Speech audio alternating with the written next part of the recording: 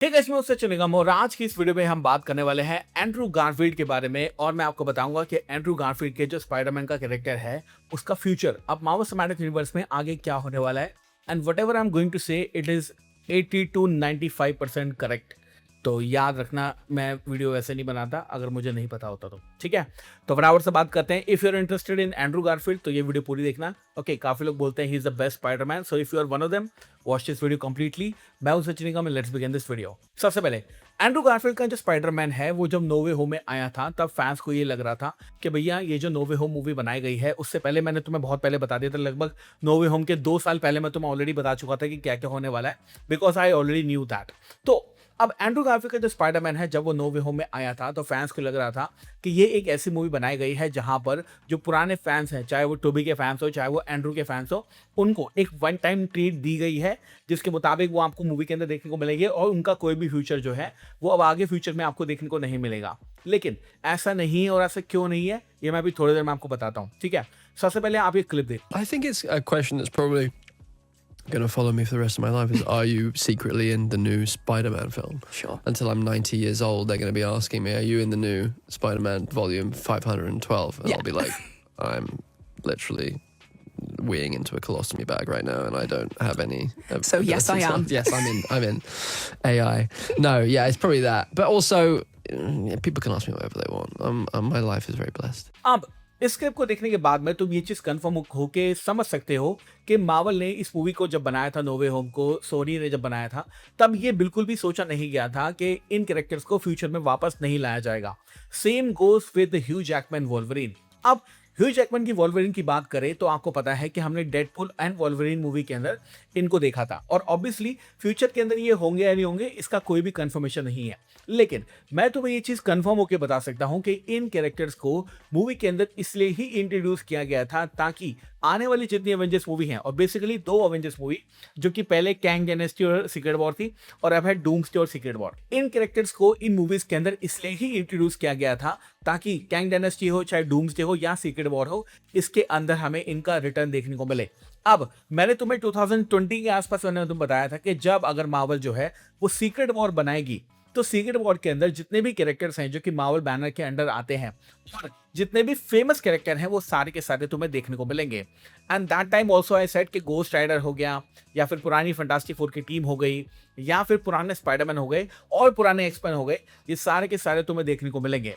And since then पुराने जो X Men है उसमें से मेन एक्समैन प्रोफेसर एक्स हमें देखने को मिल चुका है, वोल्वरिन देखने को मिल चुका है। हाँ, अभी तक पुरानी फैंटास्टिक फोर की टीम नहीं देखने को मिली है, बट आई एम श्योर कि वो भी हमें देखने को मिलेगी and I am definitely sure about it. तो मार्वल का प्लान ये था कि इन कैरेक्टर्स को लोगों की मेमोरी में वापस लाने के लिए हमें दोबारा से इंट्रोड्यूस कराना पड़ेगा और इसलिए डेडपुल वर्सेस वोल्वरिन जो मूवी थी, डेडपुल एंड वोल्वरिन, वो बनाई गई और साथ साथ जो हमारे पुराने वाले स्पाइडरमैन थे उनको नो वे होम में लाया गया। अब ये तो कंफर्म था कि फ्यूचर के अंदर ये लोग आने वाले हैं और एंड्रू ने जैसे इस वीडियो के अंदर बोला कि चाहे मैं कुछ भी कह लूं लोग मुझसे पूछते रहेंगे।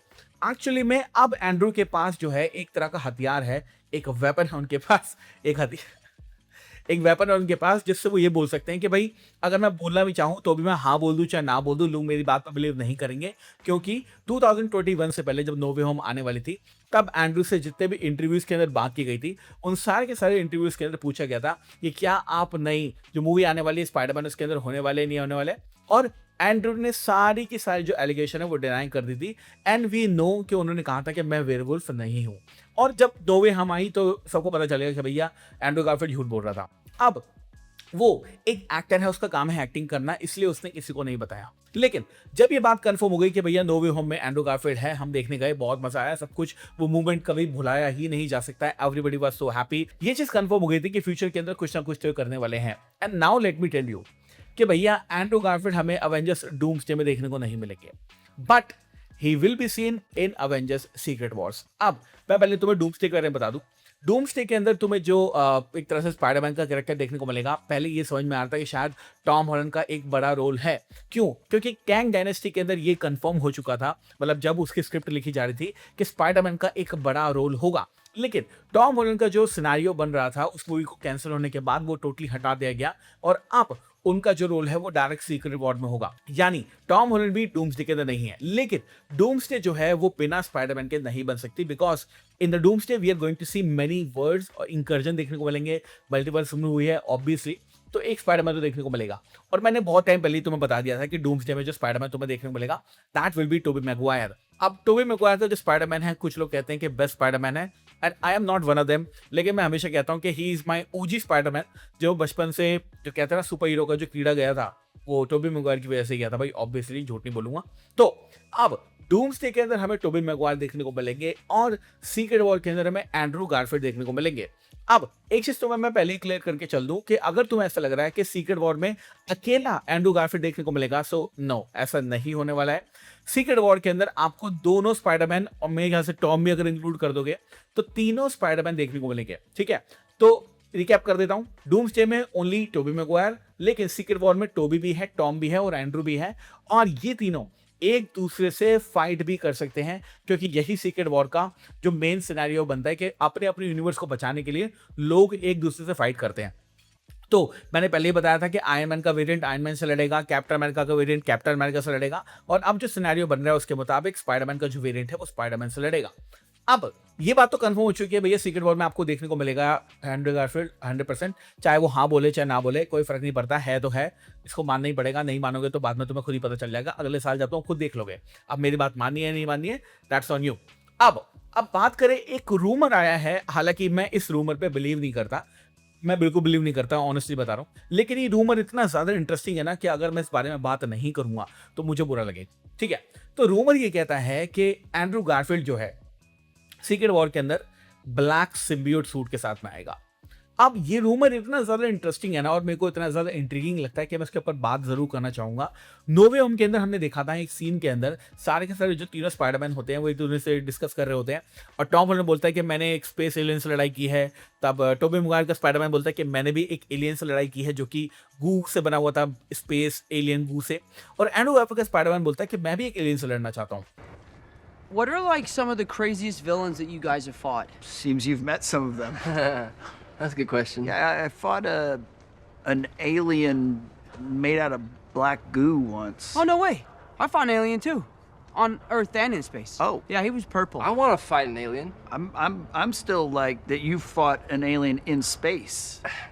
I'm lame compared. Like I fought a Russian guy in a rhinoceros machine. तो रूमर ये कहता है कि हमें जो है सीक्रेट वॉर के अंदर एंड्रू गारफील्ड का जो स्पाइडरमैन देखने को मिलेगा वो देखने को मिलेगा सिम्बियोट सूट के साथ में, और वो कहीं ना कहीं डॉक्टर डूम का साथ निभाएगा। अब मैं दोबारा क्लियर कर देता हूं कि I do not believe this rumour.